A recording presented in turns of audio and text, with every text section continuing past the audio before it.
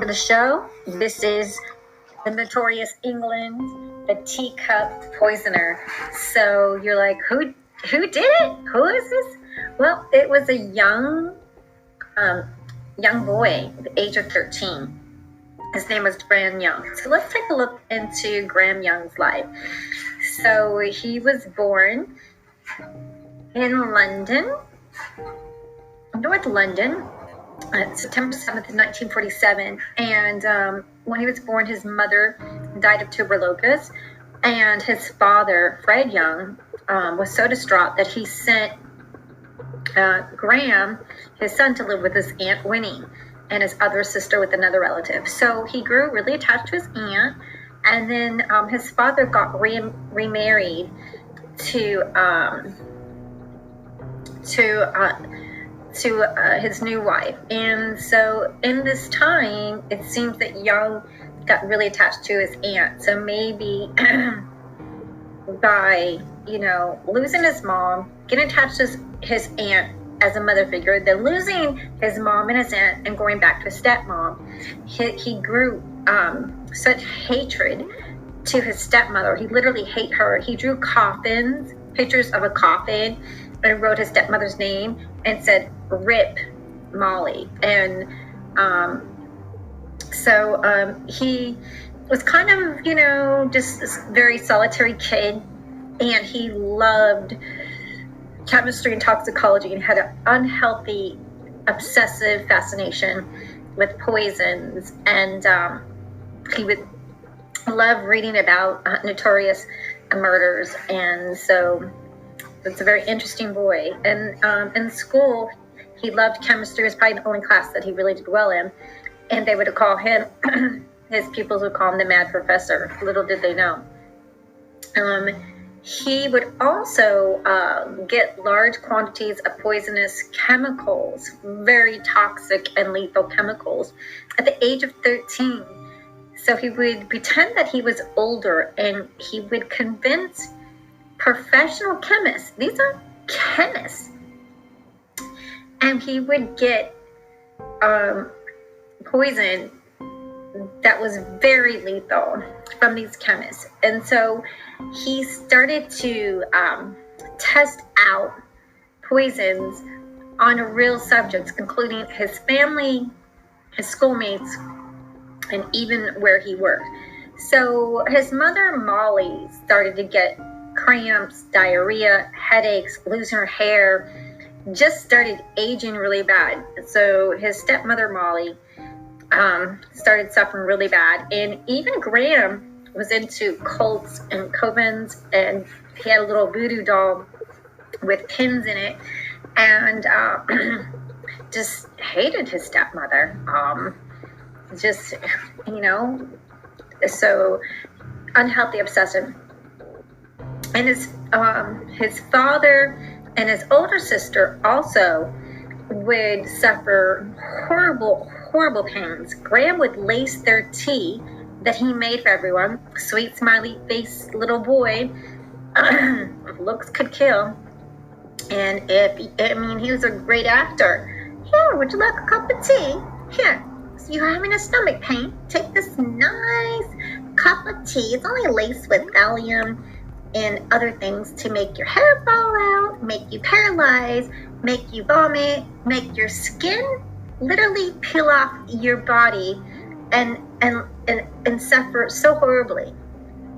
So one of his good friends, Christopher Williams, started to develop similar symptoms, and they went to the doctors, and everyone was like, must be a cold, must be a flu, must be a virus. They didn't really know what it was, and it just was passed around as some kind of stomach bug for that area. So Graham's sister, Winifred, became ill, and she was taken to the hospital, and there, finally, they discovered that belladonna, which is the ancient extract of deadly nightshade, was in her system. How could that be? And they're kind of putting two and two together that they get sick around their brother, and they just couldn't believe a young boy at the age of 13 could be lacing tea with these highly toxic poisons in lethal amounts. And then Jung also had a bizarre and unhealthy fascination with, like we said, like reading books on murderers and killers. And he also idolized Adolf Hitler. He wore the swastika, and he even did a science project that blew up in the kitchen of the family home. I mean, how do you let this boy just blow up your family home? I mean, just, the things that parents let their kids do. So Molly was rushed to the hospital. She was in lots of pain, and so she died. And that's the mother. He has been poisoned her mother with antimony. That's ANTIMONY. And she was developing a tolerance to this, and then he switched her onto thallium, THALLIUM, to quicken the process of, like he had the drawing, RIP, in our little coffin. She was cremated, so her remains couldn't be analyzed. So then the Graham Young's aunt, she knew about his fascination with poison and became very suspicious. Thank goodness someone's becoming suspicious. And she sent him a psychiatrist, and this particular psychiatrist recommended calling the police. And so on May 23, 1962, finally, Graham was arrested. He confessed to the murder of his stepmom, as well as poisoning to his family members. Can you imagine that your brother is lacing your tea, and while you're sick, and he's coming over to you, here, sister, you have stomach cramps, you're losing your hair, you're aging. Oh, just here you go, a nice cup of tea. Oh, or, did he put it in the soup? Did he put it in food? You just start. I wouldn't want to be around this person. And then kings and queens, no wonder that they would have taste testers, because everyone wanted to poison kings and queens. Remember back in the day? Well, I think it's time for everyone to have a taste tester. So there's something said about having someone, taste your cup of tea, your steak, your salad, your soup, to make sure that it's okay to eat and no one's having their hair fall out or getting sick.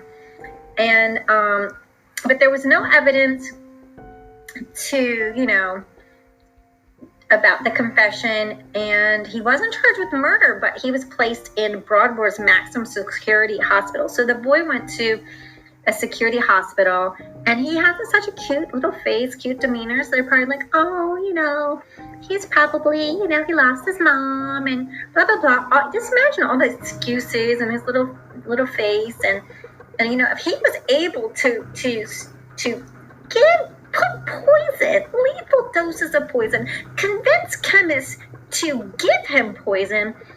This is a person that is premeditated, is the best actor in the entire world, and he has one motive: to test his poison on people. So, at age 14, Young became Broadmoor's youngest inmate, and around June 1970, his doctors at this hospital of Broadmoor deemed him cured. Really? Really? Really? Isn't that nice? So, and Young actually informed a psychiatric nurse upon his release that he was planning on killing one person for each year that he had been in Broadmoor. Okay? The comment was actually recorded in his file, but didn't affect his decision for the psychiatrist to release him. They probably were so scared in that Broadmoor's hospital that they're like, oh, I don't want anything to do with this boy. Let's get him out of here. They were probably clapping and cheering that they didn't have to worry about if their coffee, their soup, their food was poison. They're probably so happy to get rid of that kid. Because there's no other excuse for letting this kid to go back in the world. But guess what he does? Oh, he's got to have a job, right? So he went to go look for work, and he found a job that manufactured infrared lenses for military equipment. And so he worked in this laboratory. He worked at John Hayden Laboratories, right? And for chemicals in there. And they were aware that he had a psychiatric state, but didn't know the reasons behind it, really. I mean, they weren't told that he was a poisoner. They didn't know his criminal history. So he offered to make coffee and tea for his co-workers.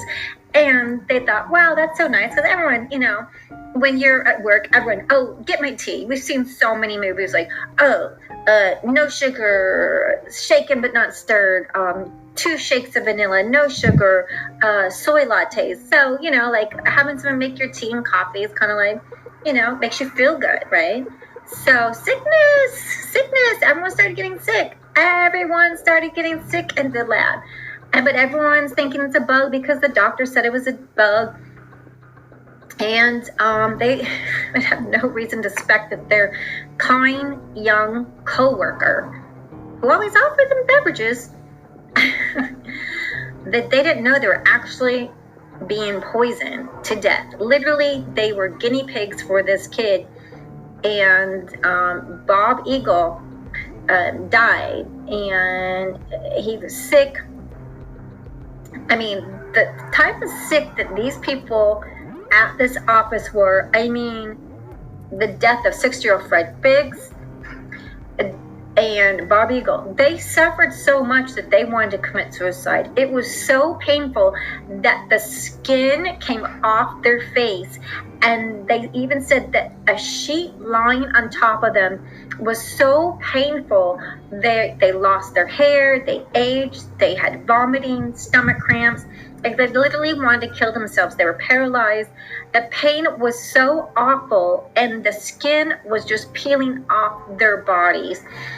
And it was so debilitating that, I mean, they literally wanted to kill themselves from the pain. That's how bad and terrible this poison was. And this kid was just dousing them with lethal dose of poisons. And it was just causing such havoc and wreck on these people's bodies. It's just deplorable. It's awful. And he was so I guess conceited, or so proud of his killings, and he couldn't understand why that the doctors and the police couldn't figure out what's going on. He was just touting his own horns. He said he asked the staff doctor, how come thallium poisoning wasn't being considered since its cause it was used on site? And surprising third, that this young boy knew so much about toxicology. Finally, the doctors reported the exchange and alerted the police. And then the police investigated and found the young boy's diary, in which he described his scientific experiments and how he poisoned his co-workers. They found thallium in his pockets of his clothing. They found thallium and poisoning bottles all over his apartment, books, just everything was in there. And he was sentenced to life in prison, and he was he was life in prison in June 1972. In 1990, it was the end of his life, heart attack, and probably conducted one final scientific experiment on himself. So this was just really just heartbreaking to have someone so young that just deceitful, menacing, to deliberately take someone's life, and it's really sad to see that. And then there was a copycat that also a young girl that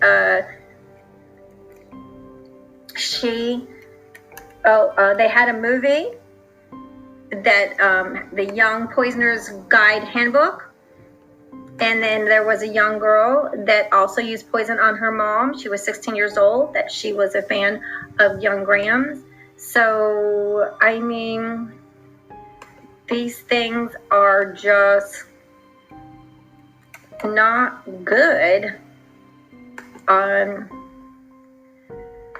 So England's Teacup Poisner. Oh, this was just, can you imagine poisoning your students, your best friends? And the only one that was smart enough was Graham's best friend, his classmate, that he was just healing himself and lucky that he had to stay home when he was 13. He just kind of, that's Christopher Williams. He stayed home and eventually decided to just stay away from Graham, and he was able to escape. So Molly Young, Easter Saturday, that's when she died, April 21, 1962. And so this kid just was obsessed with poisons, violence, and mischiefs, and it's just really sad. And all the people at the office that he worked with, so many people died. And even when he stayed at a hospital before he went to work, there was a guy that played soccer, and he couldn't play soccer anymore. So they're using this thallium and antimony. So really, really, really, it's hard not to have any empathy for this young boy, because he just seems that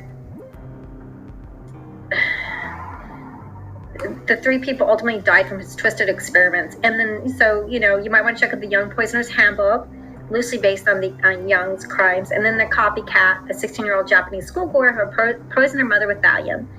And after her arrest, she said she was fascinated by Young and his crimes. And then she saw the Young Poisoner's Handbook. Great. So please don't do this. Please don't do this. Don't copycat. And she kept an online blog detailing the doses and reactions of poisons she used. So this is just not something you do to your parents or your kids or to anyone.